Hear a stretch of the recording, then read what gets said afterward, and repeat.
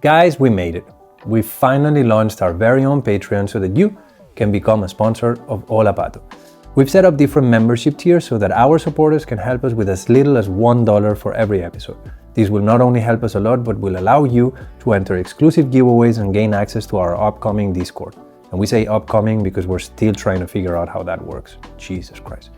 If you can afford a bit more and pay around $5 for every episode, you can join the next tier and become an official sponsor of the podcast.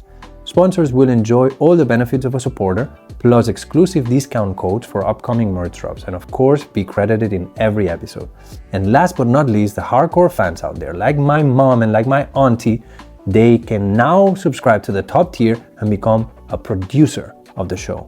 Producers will enjoy all the benefits of a supporter and a sponsor, and on top of that, they will receive exclusive behind-the-scenes updates and will be able to send feedback and suggest topics to make the show better. Head now to patreon.com/holapato or use the link in the description below. Choose your tier and subscribe to your monthly membership so that you can start enjoying all the cool things that we have ready for you. Once again, head to patreon.com/holapato and become a part of our flock, or as we like to call it, La Bandada, which sounds really badass.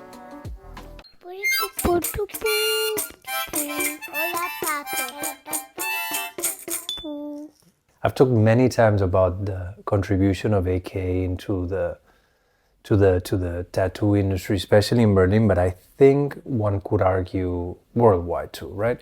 It's weird for me as the owner of a tattoo studio to be talking about another studio, you know, and give it so high praise. But I could not be where I am without AKA, not only due to having had the chance to work there and kind of seen what was lacking in my mental picture of what a studio should be, but also because probably I would not even tattoo if it wasn't for AKA being around at the time where I, decided that could be a path for me. But, it's very difficult to imagine or actually understand the contributions of the studio without really having a clear idea of how the world looked before AKA, right? So this week I'm getting finally my 10th anniversary present to myself as a tattooer. I am getting my hands finally done. More on that another day, but it made me realize, how crazy it is for younger people that it took me 10 years to actually give this to myself, which I've wanted since forever. And nowadays people just go ahead and get facial tattoos, hand tattoos, finger tattoos, neck tattoos as their first, second, fifth tattoo. And it's just a testament on how much things have changed socially, how people look at tattoos, how they've changed also from a client's perspective, right? And I don't know, I think it sent me, sorry about the coughing, my voice is clearly much better, but still not quite there.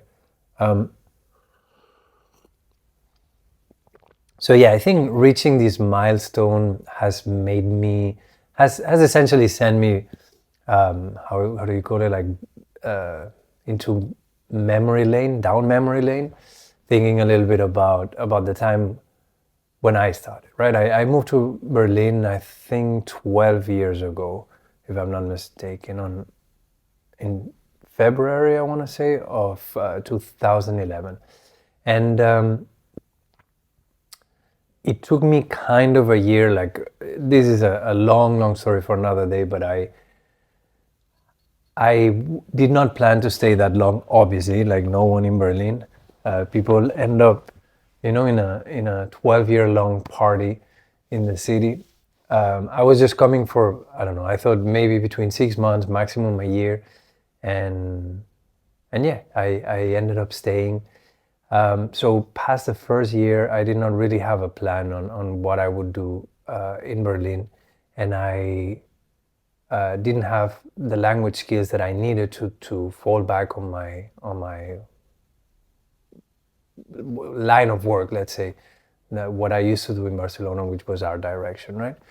So yeah, after this year trying to figure out what I wanted to do and exploring several options, by 2012, I was already toying around with the idea of tattooing. Not really committed to it yet, but yeah, at the beginning of the year, I was really testing the waters to see if that is something that I could do. And yeah, I fell in love with the ritual, with the process, with the people that I got to know in these first few weeks or months.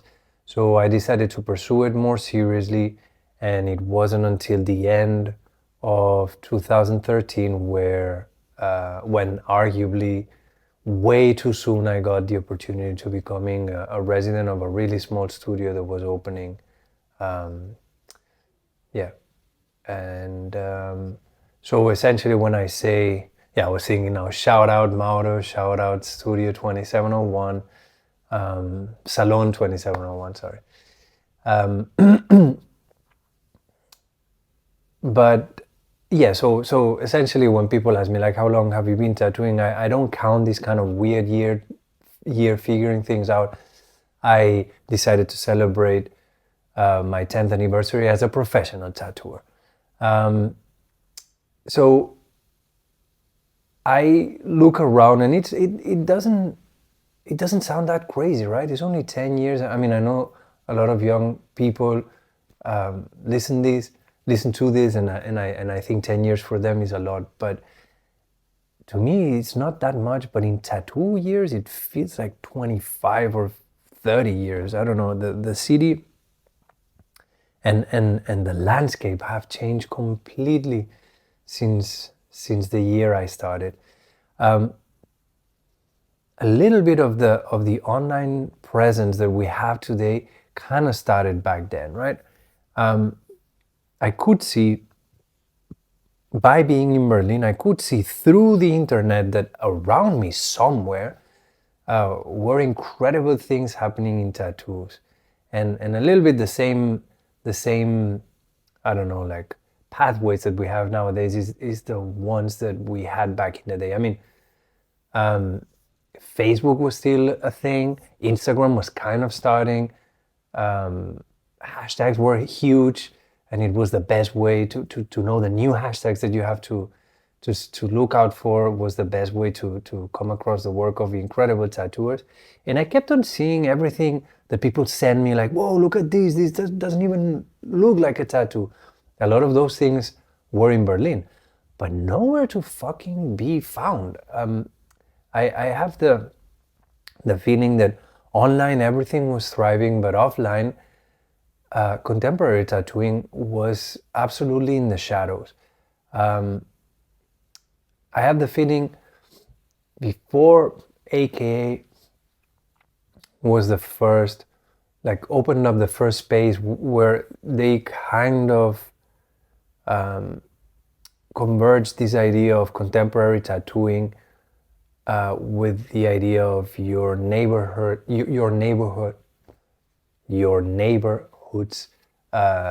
tattoo studio, in the sense that it was, a walk-in, welcoming studio.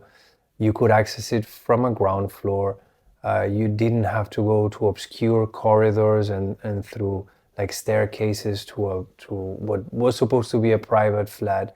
It was really, it looked like a shop, and it felt like a shop, and their relationship to the neighbors and to the people in the shops around was that of a shop, but it had that vibe that only like underground spaces and private ateliers had, right? Until that moment, yes, you could find artists that were doing unique things, but they were either working out of places where you should not have been working, in a sense, or they were absolutely isolated, working out of their private spaces because they were sick and tired of being, I don't know, like necked in a more traditional tattoo shop in a way, which was my case, right? I was a little bit, I was kind of pushed around because I was a weird guy trying to do something that was not really fitting any genre, and I had the feeling that I had to develop despite the advice and the constant comments of people around me, trying to push me to do things that were a little bit more, I don't know, commercially successful, or that were more appealing, mainstream appealing or whatnot. So I think, like myself, a lot of other people felt like they needed to be on their own so that they could grow and they could thrive and they could find their own voice. So the idea of being in a space where not only you're not pushed down by the people that you work with, but the other way around, you're elevated and you're surrounded by like-minded individuals with different styles that will push you and challenge you and make you grow. This was absolutely non-existing. So yeah, you had all the artists, I think, but they were scattered and especially not really networking with one another, right?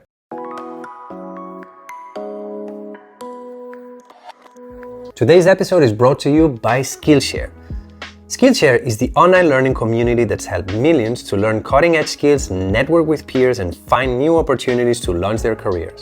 Skillshare has tons of classes on things like illustration, video editing, marketing, graphic design, and social media, just to name a few. And they all range in level depending on how much knowledge you have on each subject.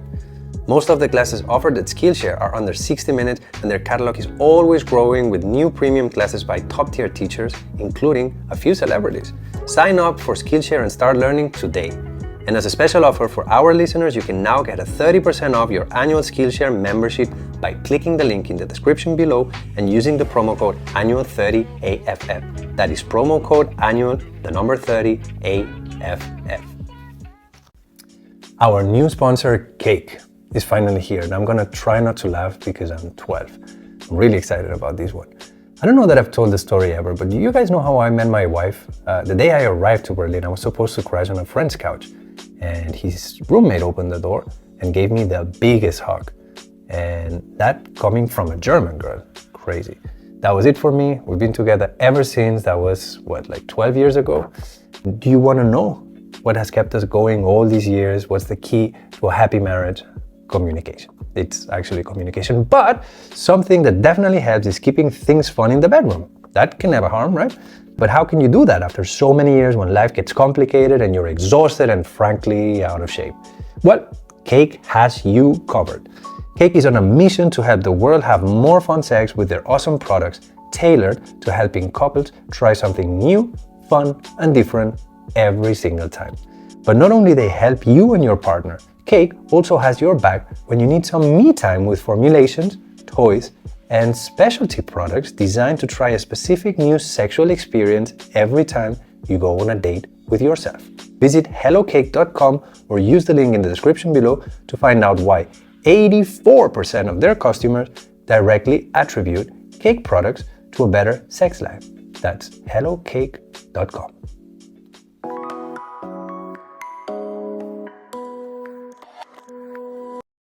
The type of studios that existed were completely different. You had these almost like genre shops, or maybe we could call them like multi-genre shops, because you had the hardcore ones were the ones where in this shop we only do American traditional, or in this shop we only do, I don't know, like how is that shit called, the biomechanical or whatever. In this shop we only do realism. the most modern type of shop that you could find around 2013, 14 was the one in which they had different artists, each one covered one or two genres, and then maybe each of them had their own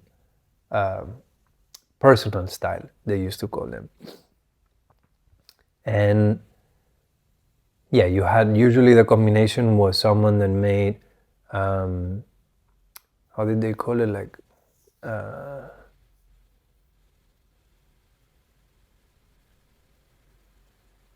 black small or something like this. It was for what eventually would end up turning into fine line or maybe ignorant style. So you had someone that used to do these things, then you had someone that made traditional and new traditional, you had someone who made black and gray and ornamental mandalas and all that crap, and what else? And you had someone that usually made realism, and I don't know what else, right? And each of them had a little bit of a weirder take that was, kind of the party of the month when they got to do one thing from their flash sheet.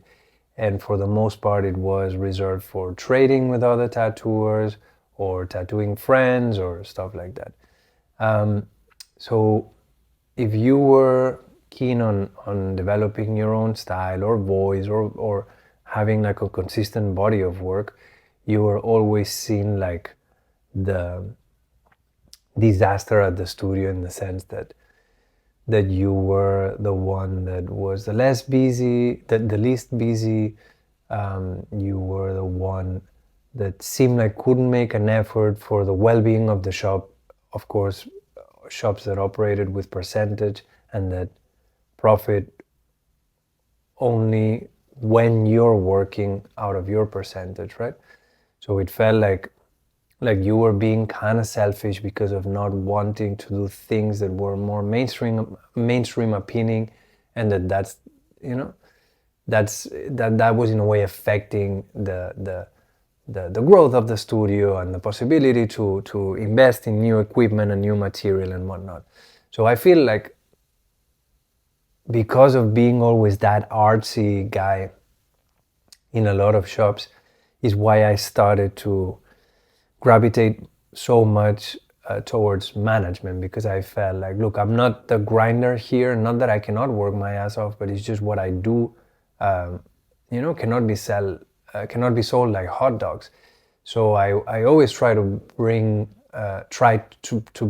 something else to the table, and I was like, I don't know, but better at project management and organizing things, and I was responsible, so I always kind of naturally took out that role of improving the systems of the studio and whatnot, and eventually I became so good at it that the offers started getting on the table, like, hey, do you want to do this for real and be the official manager at the studio and whatnot. So that's why so early on I started combining always being the manager at the studio and being a resident, which at the time sucked, but right now I think is the key to why I'm not drowning, combining the position of running the studio and being a resident at Hiragana. So yeah, I think, I don't know, I guess that what I'm seeing these days is Berlin is getting a little bit weird, and it seems like appointments are kind of slowing down and people are moving out, and everyone is kind of already has relegated to the idea that the algorithm on Instagram doesn't work anymore, so why should we even try? And I have the feeling that it's older people that are kind of reacting and not just giving up and going like, okay, So what now? Is it TikTok? Do we have to dance? Where do I need to move? Do I need to send newsletters? Do I need to print flyers and stick it in traffic lights? What are we doing? And I have the feeling that the reason why they're a little bit more proactive with finding a solution is because they remember tattooing before this golden era. I think many of the younger tattooers, they started tattooing when Instagram was already super established as a great tool to find new customers, and it was relatively easy to grow and go from zero to hero as a new tattooer. And the idea of these tools and this system that was in place not being any more reliable any longer reliable, it's really scary.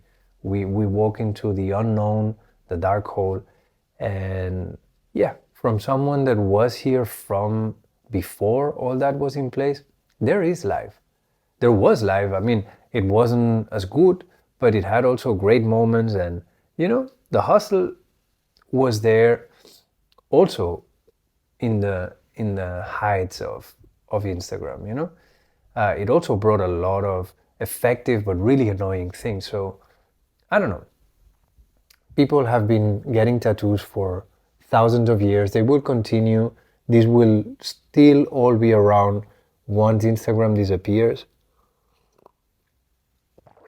And we'll find ways to find each other, to continue to connect, exchange knowledge, and collectors will continue to definitely find ways to reach us and get work done by us. So I don't know. It's more annoying than scary, the idea of having to kind of figure out everything again. But I think never losing that ability to start from zero and adapt to a new situation is what is the best type of safety you can have. Any one selling the idea of security and safety is not actually selling safety, but just the illusion of safety. Nothing is safe, and the best thing you can do if you wanna make sure you're gonna be fine is just invest in your ability to learn fast, to adapt, to not spend too much time pulling your hair and asking why, and being in denial, and just accept the circumstances and go like, okay, we're here, the situation sucks, let's figure out how to come out of it. And I think I just wonder, how this generation of tattooers that grew up in a thriving city with a lot of spaces where not one but a lot of contemporary tattooers could work and learn together, and they were not, I don't know, ridiculed or sent to hide somewhere in a basement. Will this generation be a way more technical generation than ours? Is Berlin such a DIY city because there was this need for doing things differently, and we didn't get the support of professional tattooers at the time, and we had to kind of learn from one another in places that were not conventional and professional tattoo studios? Are the tattooers of the future, in a way, in Berlin, gonna be way more equipped to take care also of technical aspects, because they had access to that more conventional settings, to spaces where they could learn together and have that communal experience. And I guess the most interesting question is, will they, because of having a better technical background, lose the rawness and that like DIY, zero fucks given energy that Berlin has as a tattoo capital? It's really, I don't know, I'm really curious to see how Berlin as a whole will change as a result of things opening up thanks to spaces like AKA. Yeah, but whatever. Ramblings of an old man that is celebrating his 10th anniversary as a professional tattooer. That's all the time we got this week. You know the drill. Like, follow, comment. Link to Patreon in the description. And yeah, new merch that you can also purchase to support the podcast. That's it for today. I'll see you guys next week.